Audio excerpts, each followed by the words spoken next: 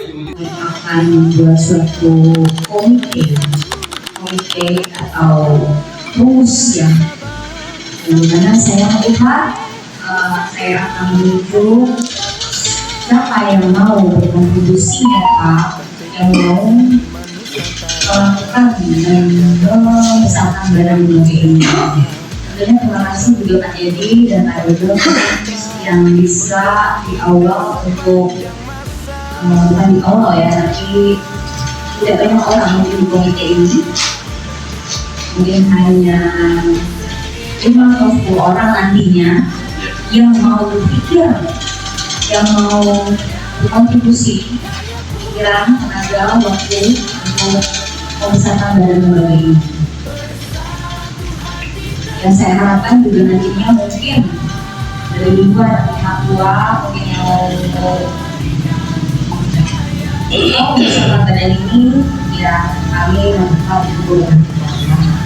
Mudah-mudahan kita diberikan kesehatan, adil tapi juga kondisinya, dan lebih mudah-mudahan kita buku ini ada manfaatnya untuk kita di dunia. Menyikapi salah satu pergerakan yang mana dalam hal ini saya sangat salut dan bangga. Kenapa salut dan bangga? Karena saya adalah pelaku seni, saya penggiat seni, saya menggarap dan melestarikan seni. Dari mulai sejak saya keluar dari salah satu sekolahan di bidang seni, kebetulan mungkin adik kelas saya Jose, Sule, Omar itu sama dengan saya dari sekolah menengah baru atau yang sekarang SMA itu. Dari sana alhamdulillah berkembang semua, kebanyakan dominan menjadi artis, baik itu menjadi berarti ataupun komedian dan lain sebagainya. Dari mulai tahun 87 saya berangkat ke Jakarta, kebetulan pertama adalah membawa saya Bapak Ibu Chandra, kedua Pak Helmi Raya, dan yang terakhir Bapak Ali Bulan. Alhamdulillah ada hikmahnya. Pada saat kemarin saya mendengar dari Ibu Ketum sendiri bahwa beliau akan membuat salah satu lembaga yang mana peduli akan seni. Ini yang menjadi keimanan. Kenapa? Selain daripada hal itu, tetap ujung-ujungnya adalah untuk mensejahterakan kehidupan. Munafik bohong kalau orang hanya ingin ikut berorganisasi saja. Bohong saya katakan. Karena apa? Tetap umur hidup tidak akan jalan. Kami akan menjelaskan tidak ada upah tinggi opsi-opsi. Kalau sudah berjalan di opsinya, berjalan di opsi. Jangan dicampuri tidak baik atau ada koordinasi. Tidak bisa itu bisa. Ya, jadi ya. Ya ini kan selama ini kan lain-lain gitu. Jadi kan apa. Makanya saya kan saya setuju dengan bahwa kita ini ya, bahwa kita dengan pesan kita sama. Jadi tidak ada lagi namanya akumulatif, ya. Tidak lagi ada anggaran yang spesial dan tidak lagi jalan di tempat kita setelah berbuat. Itu makanya dengan waktu yang benar-benar kadang ini alhamdulillah ini Pak Eko langsung siap, alhamdulillah. Terima kasih banget Pak Eko, ya. Atas pengertiannya, waktunya, dan ini sangat suatu kehormatan Pak Edi, jadi maulah sehingga dikasih waktu jauh dari baru ya, perjalanan jauh dari tol ke tol. Makanya itu intinya kalau yang ada dan yang mau yang dibangun oleh adalah sangat luar biasa, mulia, sangat mulia untuk mensejahterakan budaya wawasan terima. Ya, tujuannya adalah kesejahteraan sebagai wadah seni budaya, pemberdayaan. Kenapa kita merasa keluar? Jadi sebenarnya saya ini kan tadi ya nggak mau intervensi ya, biasa saya sendiri. Jadi cuman karena kegiatan ini udah 8 bulan ya, tidak ada mengawasi. Ya saya cuma ingin bagaimana tersebut bisa mampu mungkin bisa support untuk di PSN ini. Nah, jadi kalau baru kemarin juga ya, tentu saya juga apa ya, bukan yang saya begitu takut dengan program kerja PSN ini, bukan mungkin sedikit itu dikarenakan kok di 8 bulan ini pada perlu besar ya, saya lihat yang mengawali perlu besar, perlu banyak apa namanya masukan atau apa yang akhirnya saya bingung juga kan.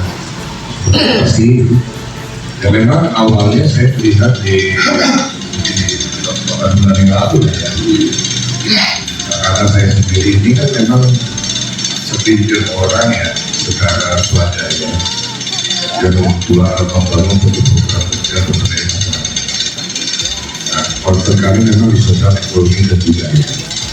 Budaya dan pilkada ini kita bagaimana sih membangun generasi sekarang ini kembali kepada budaya Indonesia. Nah, kenapa?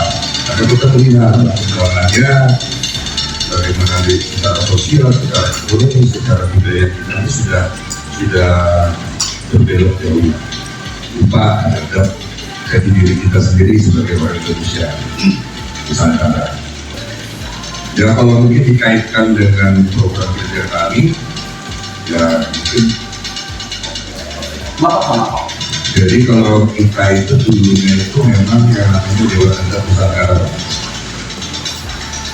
yang berdiri di tahun 1991 atau yang disebut sebagai lembaga NKRI dulu, Lembaga Negara Republik Kemerdekaan Republik Indonesia. Nah, karena sudah tidak adanya kerajaan dan kesultanan, maka didirikanlah Dewan Adat Pusaka dulu. Nah, cuma karena perjalanan waktu juga ini sejarahnya ya, dan historinya seperti itu, lembaga ini kurang tidak berjalan juga berganti-ganti ketua segala macam, yang akhirnya ditempatkan di bawah Kementerian Sosial. Gitu. Jadi ini bukannya asosiasi raja-raja, bukan. Mungkin Bapak lebih paham kan gitu kan. Nah, di sini saya beberapa raja dan sultan sering ke rumah itu kan, gitu kan. Nah, saya sampaikan ini berbeda gitu kan. Oke, jadi memang sampai sekarang kami ini melakukan beberapa program kerja di wilayah-wilayah desa, wilayah dan perbatasan. Karena dasarnya saya kira di 2006 itu melakukan pengembangan ekonomi di wilayah perbatasan. Karena dulunya di NKRI dulu. Gitu.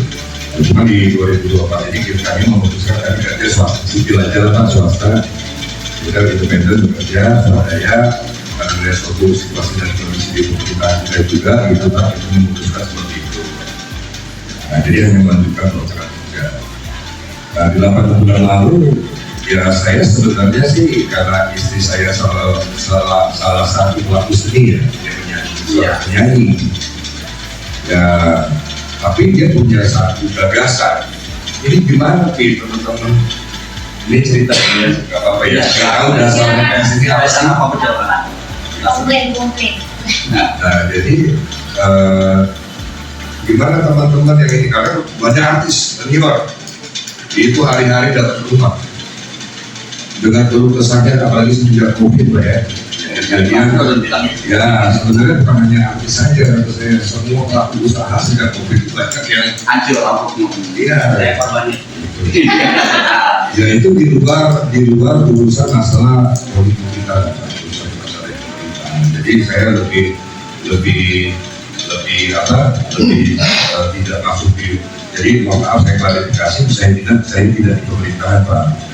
Itu kami tidak di pemerintahan, kami independen sebagai swasta, sebagai sipil, yang memang dulu kami buat beberapa proses atau program kerja untuk pemerintahan, masuk ke presidenan, Ya, tapi kalau masa kami, wah di lingkaran beliau yang enggak juga Pak. Itu independen aja Pak. Itu berdasarkan kesadaran aja kita menghargai. Nah, jadi karena kami salah satu concern kami itu juga memang selain ekonomi kan kami bangunkan nama ekonomi kan semua pelaku usaha kan masuk situ Pak. Dalam ekonomi kita, intinya bagaimana meningkatkan kesejahteraan masyarakat. Ya otomatis pelaku seni pun termasuk di dalam situ kan. Nah, itu dari saya para seni untuk menemukan datang ke rumah, saling diskusi.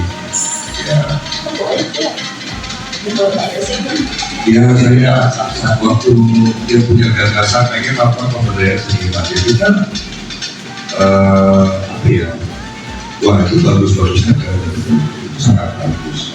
Memperkasa itu punya suatu gagasan luar biasa atas saya, dan dimana kalian juga dari beberapa unsur bangsa kan masuk masalah hukum dan segala macam masalah kami kali dan tadi ini perjuangan nggak mudah gitu hanya apalagi harus suatu batasan antara kita itu pemerintah pun jadi dapat mengarahkan mungkin bapak paham lah pelajaran Anda seperti apa di studi itu proposal pun kita kan tahu kan gitu kan. Nah untuk mendapatkan perubahan dan grade juga menurut saya saat ini mudah gitu kan. Nah jadi kembali ya saya itu sudah kalau memangnya komunitas saja artis artis dan negara bagus. Nah apa aja sih yang mau dilakukan para pelaku sendiri? Kalau petani jelas ngapain, peternak, nelayan, khususnya kan kita yang ngurusin program desa termasuk pelatihan dan pendidikan juga itu di desa-desa dan desa juga negeri mereka silakan itu mendirikan apa istilahnya kita berkumpul lah ya melakukan perkumpulan para artis ya saya kira ada komplain aku capek nih lihat artis nih kerjanya cuma arisan gitu kan kegiatannya dulu awalnya bagus tuh ada UMKM para artis-artis kan gitu kan nah itu kan salah satu program pemberdayaan karena kalau negara-negara di luar itu beda dengan Indonesia Pak. Indonesia hidupnya oleh pengusaha-pengusaha. Kalau negara lain China ya kita lihat negara-negara yang luar biasa ya Pak itu mereka ekonominya itu karena UMKM jangan di bidang sepele itu UMKM. Nah cuma penerapan UMKM ini seperti apa sih? Itu aja sih implementasinya. Nah kembali kepada pemberdayaan seniman. Oke, kata saya coba kita dengan dia PSN ini apa sih yang mau dilakukan oleh PSN?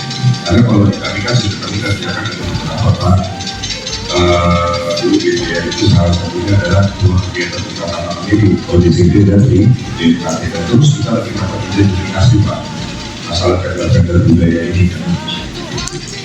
Tapi saya dengan tim saya kedua di komisi dengan Pak D dan di dan sekarang saya Pak D untuk pengembangan cagar budaya di Padang dan identifikasi budaya.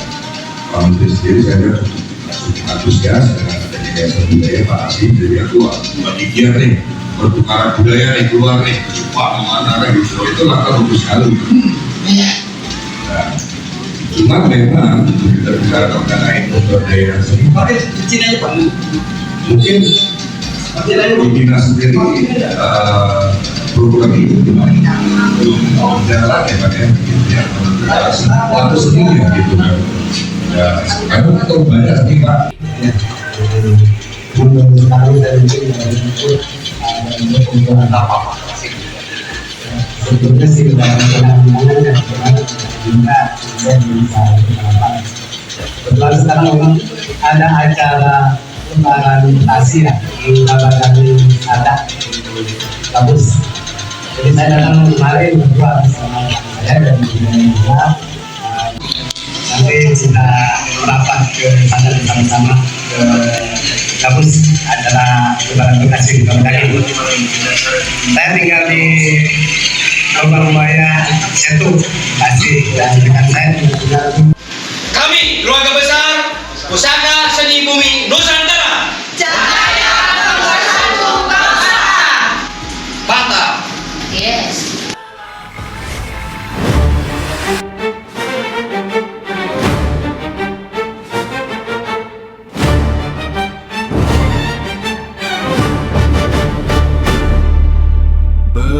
berkibar semangat jiwa.